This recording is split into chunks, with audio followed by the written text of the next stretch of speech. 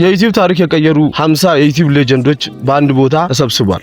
እኛ 50 ሰዎች ታዋቂ ዩቲዩበሮች ናቸው። ምግብ ዝግጅት፣ ቱር እና የዩቲዩብ ጌም የሚጫወቱ ናቸው። የተሰበሰቡት ሚስተር ቢስት 500 ሚሊዮን ሰብስክራይብ መድረሱን ለማክበር ነበር።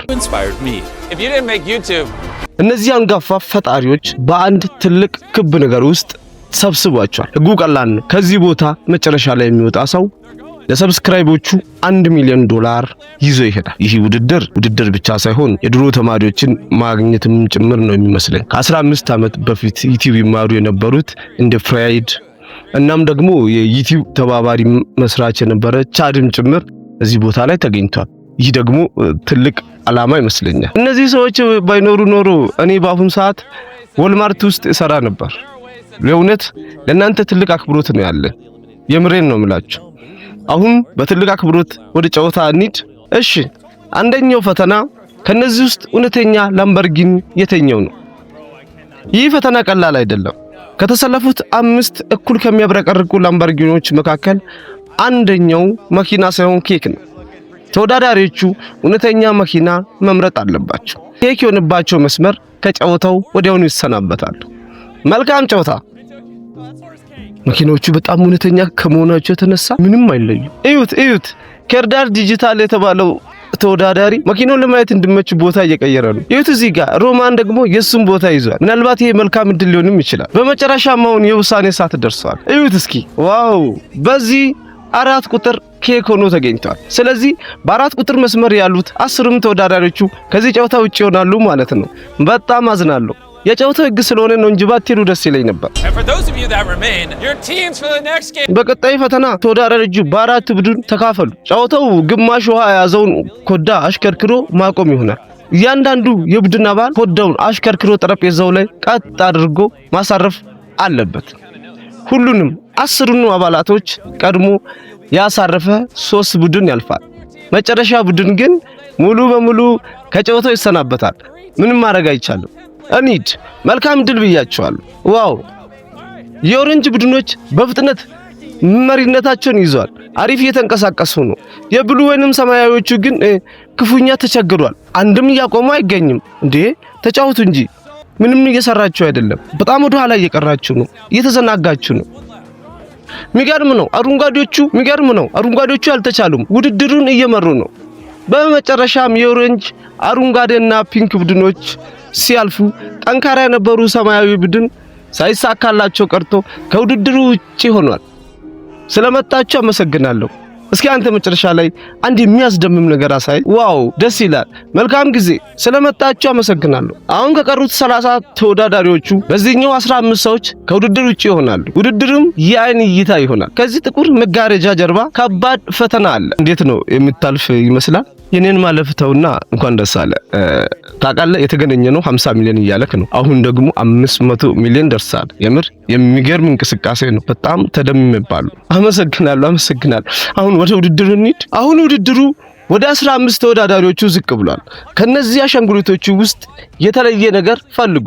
ነገር ግን ከነዚህ መካከል 5ቱ ብቻ እውነተኛ ሰዎች ናቸው። ተወዳዳሪዎቹ ውስጥ ያሉ ሰዎች እነማን እንደሆኑ ለይቶ ቁጥራቸውን መጻፍ አለባቸው። ፈጣን የሆኑ 15 ሰዎች ብቻ ወደ ቀጣይ ያልፋሉ። እዩት። በዚህ ቅስፈት ውስጥ ያሉ ሰዎቹ ተንቀሳቅሷል። ማየት የሚችሉ ሰዎች እነዚህ ተንቀሳቀሱትን በማየት ጽፏል። ሌሎቹ ደግሞ የተጻፈውን እየኮረጁ ይጽፋሉ። ነገር ግን ይህ ውድድር በዚህ የሚያልቅ አይደለም። አሁን በዚህ ሰዓት ላይ የጨዋታው ሰዓት አልቋል። 15 ሰዎች ብቻ አልፋሉ። ስለዚህ ቀድሞ የጨረሱ 15ቶቹ እነዚህ ናቸው። መልካም ጊዜ። ስለመጣችሁ አመሰግናለሁ። ወደ ቀጣይ ያለፉ 15ቶቹ እነዚህ ናቸው። ከቀይ መስመር ያለፉ 15ቱ ደግሞ ወደ ቤት የሚሄዱ ናቸው። ደህና ሁኑ፣ እንገናኛለን። እንዴ ለምንድነው የሚገፋኝ? ደግሞ ገብቶ ነው ከመስመር ያወጣው። ምንም ማድረግ አይቻልም። እዚህ ጨዋታ ህግ ከዚህ ከቀዩ መስመር አለመውጣት ነው። ስለዚህ ከቀዩ መስመር ወጣል። አሁን 14 ተወዳዳሪ ብቻ በእኛ እንዲቀር ያደረከው አንተ ነህ። ቻው። አሁን 15 ሌጀንዶች ብቻ ናቸው ፈተናውን የሚፈተኑት። ይህ ፈተና ደግሞ ፍሎር ላብ ወይንም ፍሙ ወለል የሚባል ጨዋታ ነው። ነገር ግን የጨዋታ ህጉ ከበድ ይላል። ተወዳዳሪዎቹ በ3 ቡድን በመሆን እጃቸው በካቴና መታሰር አለባቸው። የተሰጣቸውን ሁለት ክብ ሰሌዳዎችን ብቻ በመጠቀም ወለሉን ሳይነኩ ማዶ መሻገር ይኖርባቸዋል። አንዱ እንኳን ተሳስቶ መሬቱን ከነካ ጨዋታው ሶስቱንም ነው የሚጥለው። ተዘጋጅታችኋል? አሁን ጨዋታውን እንጀምር ነው። ቀጥሉ፣ ጀምሩ።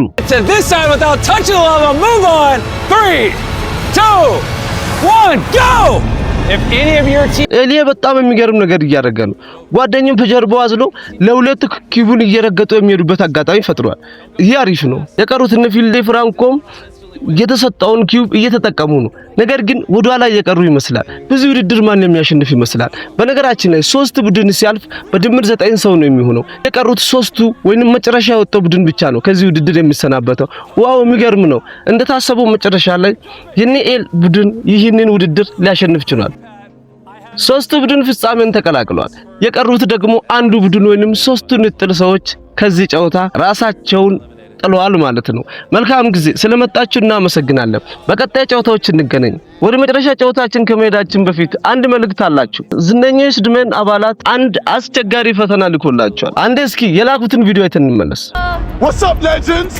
Look, ቺፕስ ወይንም ሄት ቺፕስን መብላት ነው። ይህ ጨዋታ እንደዚህ ነው። አንደኛው ተወዳዳሪ በምስጢር የሚያቃጥለውን ወይንም የማያቃጥለውን ቺፕስ ይበላል። ሌላኛው ተወዳዳሪ ደግሞ ፊቱን ብቻ በማየት ምን አይነት ቺፕስ እንደበላ ይገምታል። አሁን የመጀመሪያ ተወዳዳሪዎቹ ወደ ቦታው ሄዷል። ተወዳዳሪዎቹ ደግሞ ኤልና ማይ ለጨዋታው ተዘጋጁ። ማይ ቺፕሱን በመብላት ከኤል ጋር ተፋጠጠች። ኤልም ፊቷን እያየ የጎረሰችው ቺፕስ የሚያቃጥል ነው ወይስ ኖርማሉ ነው በማለት ያያል። በመጨረሻም የጎረሰችው ቺፕስ የሚያቃጥል እንደሆነ ነገራት። በዚህም ግምቱ በዚህ ሰዓት ኤል ሲያሸንፍ ማን ከዚህ ውድድር ተሰናብተሻል፣ መልካም ጊዜ ተመኝቻለሁ። በዚህ ሰዓት ወደ ቀጣዩ ውድድር መሄድ ነው የሚሻለው። ምክንያቱም ሰዓቱን ቶሎ ማንጠቀም ከሆነ እዚሁ ማድራችን ነው። ምን ታስባላችሁ? የሚገጥመሽን ሰው ምረጪ። ኬቲ ጄልን መርጣለች። ጄልና በዚህ በኩሉንና አንተ ቺፕሱን ብላ፣ አንቺ ደግሞ ትገምቻለሽ። ጀምሩ። ምን እየበላ ነው? ምን እየበላ ይመስልሻል? አረ ከፊቱ ምንም አይነት ስሜት አይነበብም። አቃጣይ ቢሆንማ በዚህ ልክ ፈገግ አይልም። አይ አቃጣይ አይደለም። ስለዚህ ቺፕሱ ኖርማል ነው። ትክክል ነው። ትክክል ነው። መልሳለች። አይደለችም። አታለልኳት። በጣም ነው የሚያቃጥለው። ባይሆን ይህ ነገር የሚጠጣ ከሆነ ልጠጣ። ዋው ይገርማል። አሁን ለዋንጫው ጨዋታ 3 ተወዳዳሪዎች ብቻ ቀሩ። ኬቲ ለነበረን ቆይታ አመሰግናለሁ። በመጨረሻው ፊልዴ ፍራንኮም በተመሳሳይ ሁኔታ ኤሊን አታለለው። 3ቱ ለዋንጫ ጨዋታ ቀርቧል። ስለዚህ መልካም ጊዜ ብለናል። አሁን ከ50 የቀሩት 3ቱን ብቻ ይዘን የመጨረሻውን $1 ሚሊዮን ለሰብስክራይባቸው ይዘው የሚሄዱበት ጨዋታ ላይ እነሆ ደርሰናል። ጨዋታ ደግሞ የዩቲዩብ ታሪክን የቀየረና ሚስተር ቢስት የመጀመሪያ ቪዲዮ የነበረው ማይንክራፍት የተባለ ጨዋታ ይሆናል። ተወዳዳሪዎቹ በአንድ ሰዓት ውስጥ ምርጥ ቤት መገንባት አለባቸው። አሸናፊ የሚለየው ደግሞ ቀደም ሲል ከውድድሩ ውጪ የሆኑ ተወዳዳሪዎች በድምጽ ምርጫ ይሆናል። ይህ የዩቲዩብ ዋና ስራ አስፈጻሚ ኒዮል ነው። እዚህ የተገኘው ለምን እንደሆነ ታውቃላችሁ? ለሚስተር ቢስት የ500 ሚሊዮን ሰብስክራይብስ ልዩ ቀይ የዩቲዩብ አይከን ስጦታ ለማበርከት ነው። ዋው! ለጨዋታው እንመለስ። ሰዓቱ ሳልቅ ታዋቂ ማይክሮክራፍተርን መደርደር ጀምሯል። አሁን ሁሉም የየራሳቸውን ቤት በመደርደር መስራት ቀጥሏል። ስለ ውድድሩ ሁሉም የየራሳቸውን አስተያየት እያስቀመጡ ነው።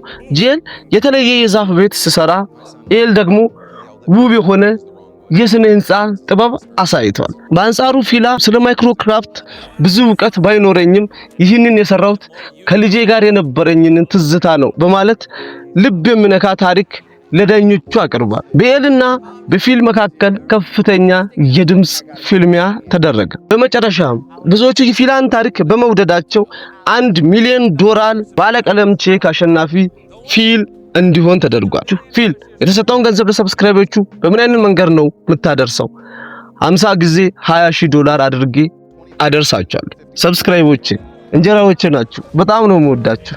ቪዲዮ ሳበቃ ሚስተር ቢስት ወደ ልጅነቱ ክፍል ወደ መጀመሪያው ስቱዲዮ በመመለስ ምንም ሰብስክራይበር በሌለው ጊዜ እነዚህ ሌጀንዶችን እያየ ያድግ እንደነበር በትዝታ አስታወሰ። እይታው ብጠፋና 10 ሰው ብቻ ቢቀር እንኳን እኔ ዩቲዩብን መስራት አላቆምም በጣም ይወዳችኋለሁ በማለት ለሰብስክራይቦቹ የተለየ ፍቅሩን ይገልጽና ቪዲዮ ይዘጋል። ይህ ቪዲዮ ከተመቻችሁ እናንተም ይህንን ቻናል ሰብስክራይብ ሳታደርጉ ከሆነ የጀመራችሁ ሰብስክራይብ አድርጉ። በኮሜንት የተሰማችሁን ትጽፋላችሁ። ይህ ጃሾ ሚዲያ ነው።